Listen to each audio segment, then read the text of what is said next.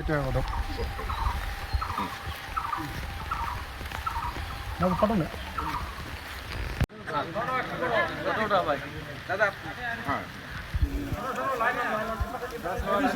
রাজি যান না লাইন অন এই না ঠিক আছে আবার লাইনে ভাই এক মিনিট একটু হ্যাঁ ছাত্রীরা দিয়ে নাও ছাত্রীরা দিয়ে নাও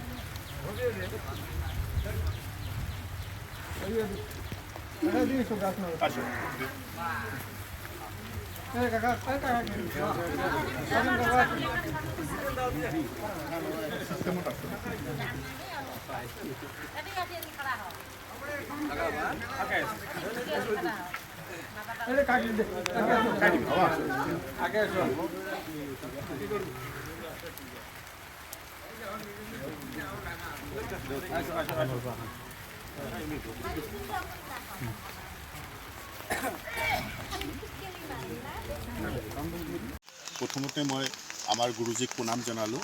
আজি তেখেতৰ ৭০তম জন্মদিৱস উপলক্ষে আমি ইয়াতে জীয়া আৰু কল্পতৰুৰ সৌজন্যত এটা গছপুলি ৰোপণ আৰু বিতৰণৰ এটা প্ৰগ্ৰাম হাতত লৈছোঁ।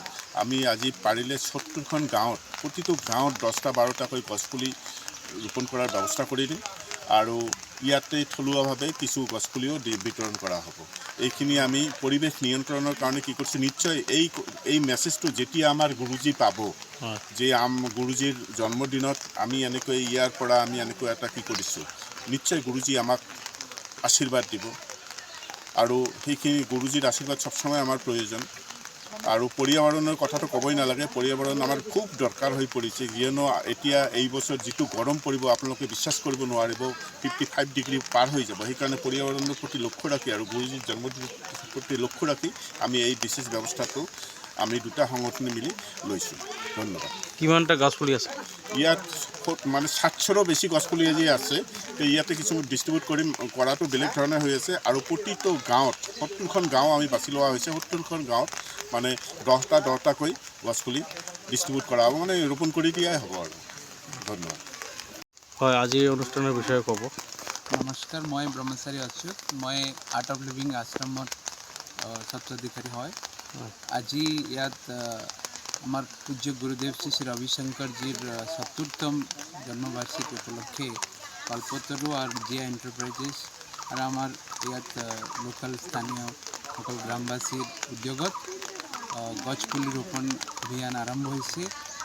আমাৰ ইয়াত উদ্যোক্তাসকলে ৭০টা গ্ৰামে টোটাল ১০টা কৰি গছপুলি কৰি ৭০০টা গছপুলি ৰোপণ ব্যৱস্থা কৰি আছে। তো মই সকলকে গুৰুদেৱৰ জন্মদিনৰ শুভেচ্ছা যাচিছোঁ আৰু পৰ্যাৱৰণ প্ৰতি এই যে পদক্ষেপ, কিন্তু প্ৰকৃতি বা পৰ্যাৱৰণ থাকিলে আমি সকলো মানৱ জাতি জীৱ জগত থাকিব।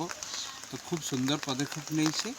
তো আপনার সকলে পর্যাবরণ সুরক্ষা করো, বর্তমানর এইটা হি আমার মুখ্য কর্তব্য। নমস্কার।